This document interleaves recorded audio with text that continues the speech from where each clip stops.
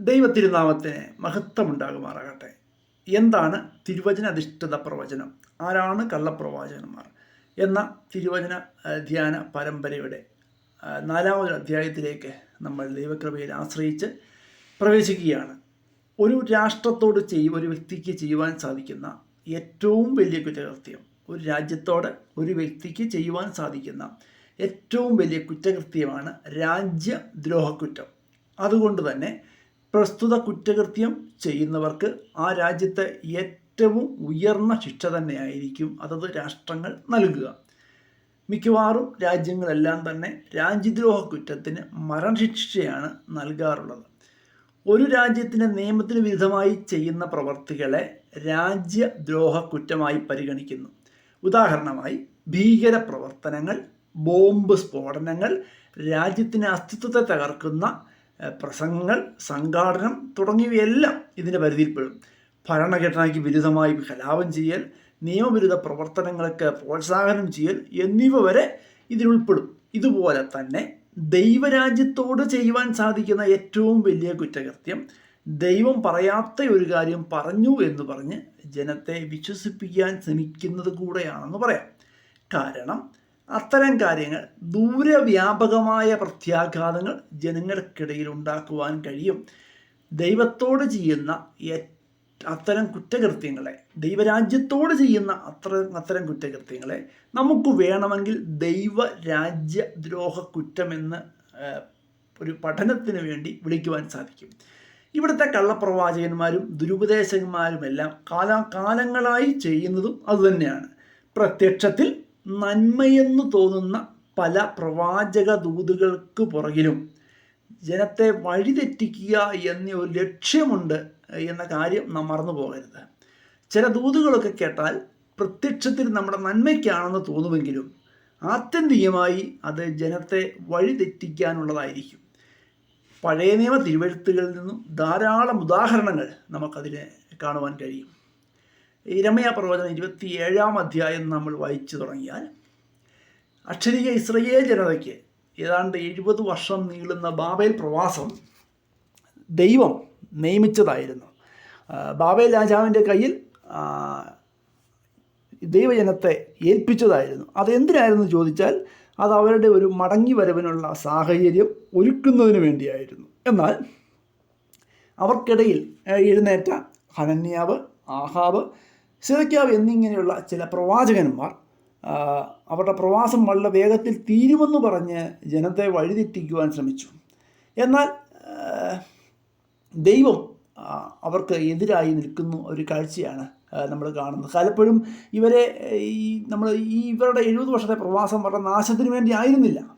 അവരെ ശരിയായ രീതിയിൽ മാനസാന്തരപ്പെടുത്തി ദൈവജനത്തെ അല്പം കൂടി പക്വതയുള്ള ഒരു തലമുറയാക്കി മാറ്റുന്നതിന് വേണ്ടിയായിരുന്നു ആ പ്രവാസം അനുവദിച്ചതെങ്കിലും അവിടെ ഇറങ്ങിയ പ്രവാചകന്മാർ ജനത്തെ വഴിതെറ്റിക്കാൻ വേണ്ടി ശ്രമിച്ചു. നമുക്ക് ആ വാക്യങ്ങളൊന്ന് വായിച്ചു നോക്കാം. ഇരമ്യാ പ്രവചനം 27-ാം അധ്യായം അത് മൊത്തം വായിക്കേണ്ടതാണ്. ഞാനിൻ്റെ 14 മുതലൊന്ന് വായിച്ചു കേൾപ്പിക്കാം. നിങ്ങൾ ബാബേൽ രാജാവിനെ സേവിക്കേണ്ടി വരികയില്ല എന്ന് പറയുന്ന പ്രവാചകന്മാരുടെ വാക്ക് കേൾക്കരുത്. അവർ ഭോഷ്കത്രേ നിങ്ങളോട് പ്രവചിക്കുന്നത്.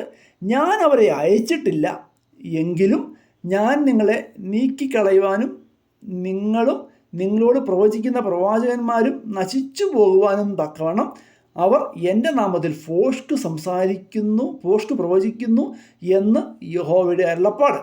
പിന്നെ ഞാൻ പുരോഹിതന്മാരോടും ഈ സകല ജനത്തോടും പ്രസ്താവിച്ചതെന്തെന്നാൽ യഹോവ ഇപ്രകാരം അരുളി ചെയ്യുന്നു, യഹോവയുടെ ആലയം വക ഉപകരണങ്ങൾ ഇപ്പോൾ ക്ഷണത്തിൽ ബാബേലിൽ നിന്നും തിരികെ കൊണ്ടുവരും എന്നിങ്ങനെ പ്രവചിക്കുന്ന നിങ്ങളുടെ പ്രവാചകന്മാരുടെ വാക്ക് കേൾക്കരുത്.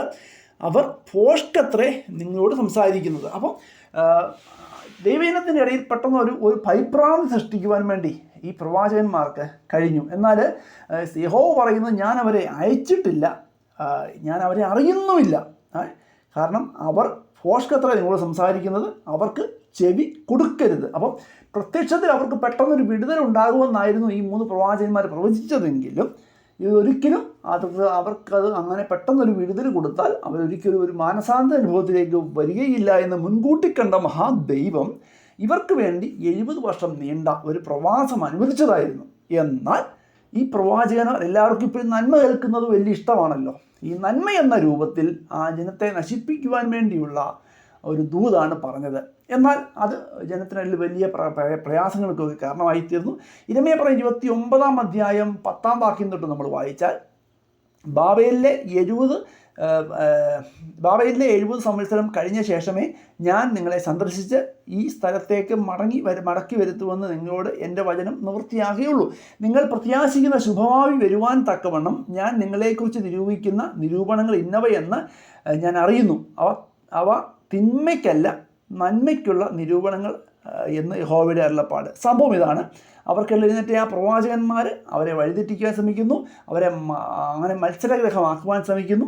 അവരെ പറ്റിയാണ് ഈ പറയുന്നത്. എന്നാൽ ദൈവം ഒരിക്കലും അവരെ പ്രവാസത്തിന് അയച്ചത് അവരുടെ തിന്മയ്ക്ക് വേണ്ടി ആയിരുന്നില്ല, അവരുടെ നന്മയ്ക്ക് വേണ്ടിയായിരുന്നു.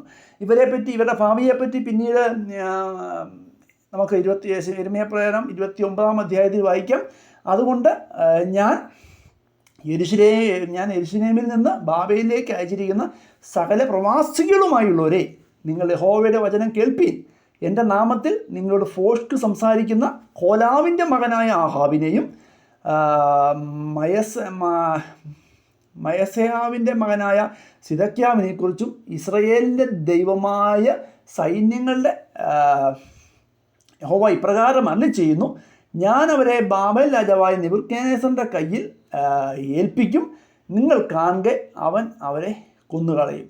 ചുരുക്കം പറഞ്ഞാൽ ഈ പ്രവാചകൻ ഈ ജനത്തെ വഴിതെറ്റിക്കാൻ ശ്രമിച്ച ഈ പ്രവാചകന്മാർ ബാബേൽ രാജാവായ നെബൂഖദ്നേസറിൻ്റെ കയ്യാൽ വധിക്കപ്പെട്ടു. അപ്പം ദൈവത്തിൻ്റെ പദ്ധതിക്ക് വിരുദ്ധമായി പ്രവർത്തിക്കുവാൻ ശ്രമിച്ച ഈ പ്രവാചകന്മാരെ ദൈവം മരണവിധിക്ക് ഏൽപ്പിക്കുകയാണ് ചെയ്തത്. ഞാൻ ഇത്രയൊക്കെ പറഞ്ഞു വരാൻ വേണ്ടിയുള്ള കാരണം, പലപ്പോഴും നമ്മളുടെയൊക്കെ ജീവിതത്തിൽ ചിലപ്പോൾ നമ്മുടെ ജീവിതത്തിലൊക്കെ വരുന്ന ചില പരിശോധനകൾ അല്ലെങ്കിൽ ദുഃഖകരമായ അനുഭവങ്ങൾ ഇതൊക്കെ പെട്ടെന്ന് നീളുമെന്ന്, അല്പം പെട്ടെന്ന് ഒരു സാമ്പത്തിക പ്രയാസം വരികയോ ഒരു രോഗം വരികയോ അല്ലെങ്കിൽ വിദ്യാഭ്യാസ സംബന്ധമായിട്ടൊക്കെ എന്തെങ്കിലും തരത്തിലുള്ള പ്രയാസങ്ങൾ ഉണ്ടാകുകയോ ഒക്കെ ചെയ്യുമ്പോൾ നമുക്കറിയാം, നമ്മുടെ അടുത്ത് അല്പം സാമ്പത്തിക ലാഭത്തിന് വേണ്ടിയൊക്കെ വരുന്ന പ്രവാചകന്മാർ അവർ ഓടി വന്ന് പെട്ടെന്ന് നിങ്ങളുടെ രോഗം മാറും, പെട്ടെന്ന് നിങ്ങൾക്ക് ഏക്കറാണെങ്കിൽ തോട്ടം മേടിക്കും, നിങ്ങളുടെ വ്യാപാരം അഭിവൃദ്ധിപ്പെടും എന്നൊക്കെ പറയുമ്പോൾ ഒരു പക്ഷെങ്കിൽ ദൈവം അത് അനുവദിച്ചതായിരുന്നെങ്കിൽ നിങ്ങൾക്ക് വരുന്ന ആ ഒരു ദോഷം ദൈവം നിങ്ങളുടെ ഒരു നന്മയ്ക്ക് വേണ്ടി, നിങ്ങളുടെ ബൈബിൾ പറയുന്നു, ദൈവത്തെ സ്നേഹിക്കുന്നവർക്ക് നന്മയെപ്പറയാൻ വിളിക്കപ്പെട്ടവർക്ക് സകലവും നന്മയ്ക്കായി കൂടിയാവരിക്കുന്നു. അപ്പം ഇതിൻ്റെ ആദിയിൽ തന്നെ അതിൻ്റെ അവസാനവും അറിയുന്ന ദൈവം ചിലപ്പം നിങ്ങൾക്ക് ആ സങ്കടകരമായ സാഹചര്യങ്ങൾ അനുവദിച്ചതാണെങ്കിൽ കൂടി പലപ്പോഴും നമുക്കിടയിൽ കടന്നു വരുന്ന, നുഴഞ്ഞു കയറി വരുന്ന, കർത്താവ് അയക്കാതെ ദൈവം അയക്കാതെ പലപ്പോഴും ഞാൻ പിന്നെയും ആ പദപ്രയോഗം പറയുന്നതിൽ ശ്രമിക്കണം. നമ്മുടെ ഇടയിൽ കഴിഞ്ഞിടയ്ക്ക് പറഞ്ഞ പോലെ ഒരു ഗുമ്മിന് വേണ്ടിയൊക്കെ തട്ടിവിടുന്ന, ഒത്താലൊക്കട്ട് കിട്ടിയാൽ കിട്ടട്ടെ എന്നുള്ള തരത്തിലൊക്കെ തട്ടിവിടുന്ന ഈ പ്രവാചകന്മാർ പലപ്പോഴും നൂറുകണക്കിന് ആയിരക്കണക്കിന് വ്യക്തികളെ, കുടുംബങ്ങളെ നശിപ്പിച്ചിട്ടുണ്ട്. അപ്പം നമ്മുടെ ആത്യന്തികമായി നമ്മുടെ രോഗം മാറേണ്ടത് ആവശ്യമാണ്, നമ്മുടെ സാമ്പത്തിക കടഭാരങ്ങളൊക്കെ മാറേണ്ടത് ആവശ്യമാണ്, നമുക്കെല്ലാവരും അഭിവൃദ്ധി വരേണ്ടത് ആവശ്യമാണ്. പക്ഷേ അതിനെല്ലാം ഉപരിയായി ഇതൊന്നും ലഭിച്ചില്ലെങ്കിലും ആത്യന്തികമായി നമ്മുടെ നിത്യതയ്ക്കാണ് പ്രാധാന്യം. നമ്മൾ ദൈവത്തോട് കൂടെ ആയിരിക്കുക എന്നുള്ളതിനാണ് പ്രാധാന്യം. ഒരു മനുഷ്യൻ സർവ്വലോകവും നേടുകയും തൻ്റെ ആത്മാവിനെ നഷ്ടമാകുകയും ചെയ്താൽ അവനെന്ത് പ്രയോജനം? അപ്പോൾ നമ്മുടെ ആത്മാവ് നഷ്ടമാകാതിരിക്കുന്നതിന് വേണ്ടി ദൈവം നമ്മളെ ചിലപ്പോൾ ശോധനകളിൽ കൂടി കടത്തിവിടും. അപ്പോൾ നമ്മൾ ഒരിക്കലും അത് പ്രവാചകന്മാരുടെയൊക്കെ വാക്ക് കേട്ട്, അതുകൊണ്ടാണ് പലപ്പോഴും ഞാനൊക്കെ പറയാറുണ്ട്, നമ്മുടെ സഭയിലെ ശുശ്രൂഷന്മാരുടെയൊക്കെ അനുമതി ഇല്ലാതെ കടന്നു വരുന്ന പ്രവാചകന്മാരെ ഒന്നും നമ്മൾ കൂടുതൽ അടുപ്പിക്കാതിരിക്കുന്നതാണ് നല്ലത്. പ്രിയരെ, സകലതും മുന്നേ അറിയുന്ന ഈ മഹാദൈവം നമുക്ക് നന്മ മാത്രമേ ചെയ്യുള്ളൂ. ദൈവത്തെ സ്നേഹിക്കുന്നവർക്കെല്ലാം നന്മയ്ക്കായിട്ടാണ് കൂടിയാതിരിക്കുന്നത്. എന്നാൽ ഞാൻ മുൻപ് പറഞ്ഞതുപോലെ നമ്മുടെ ഈ കഷ്ടത മാറേണ്ടത് ആവശ്യമാണെങ്കിലും നമ്മുടെ പെട്ടെന്ന് കഷ്ടത മാറും, അനുഗ്രഹം ഉണ്ടാകും എന്നൊക്കെ പറയുന്ന പ്രവാചകന്മാരെ നമ്മൾ അല്പം കൂടിയൊക്കെ ശോധന ചെയ്ത് വേണം അവരെയൊക്കെ ഉൾക്കൊള്ളുവാൻ. നമ്മുടെ ധനമൊക്കെ അവർ ഒരു പക്ഷെങ്കിൽ റാഞ്ചിക്കൊണ്ട് പോകും. പലപ്പോഴും അതങ്ങനെയാണ്, ഞാൻ കേട്ടിട്ടുണ്ട് പലപ്പോഴും. നിങ്ങളുടെ സ്ഥലത്തെ ദേവദാസനോട് പറയണ്ട, നമുക്കൊരു 3 ദിവസം ആരും അറിയാൻ പ്രാർത്ഥന വെക്കാം. അതൊന്നും ഒരിക്കലും ഒരു നല്ല ഒരു പരിപാടിയായിട്ടൊന്നും നിങ്ങൾ ചിന്തിക്കരുത്. നിങ്ങളുടെ സ്നേഹം കൊണ്ടല്ല. സ്ഥലത്തെ ദേവദാസൻ അറിയണ്ട, അല്ലെങ്കിൽ നിങ്ങളുടെ പാസ്റ്റർ അറിയണ്ട, നമുക്ക് 3 ദിവസം രഹസ്യമായി ഈ പൂജയൊക്കെ നടത്തുന്ന പോലെ ഉപവാസപ്രാർത്ഥന വെച്ചേക്കാമെന്നൊക്കെ പറഞ്ഞാൽ നിങ്ങളുടെ പണം കുറ്റിക്കൊണ്ട് പോകാൻ വേണ്ടിയാണെന്നുള്ളത് ഉറപ്പാണ്. അതുകൊണ്ട് ദൈവം അയക്കാത്ത ഒരു പ്രവാചകനും നിങ്ങളുടെ ഭവനത്തിൽ വരാതിരിക്കട്ടെ. ദൈവം നമ്മളെ എല്ലാവരെയും അനുഗ്രഹിക്കുമാറാകട്ടെ.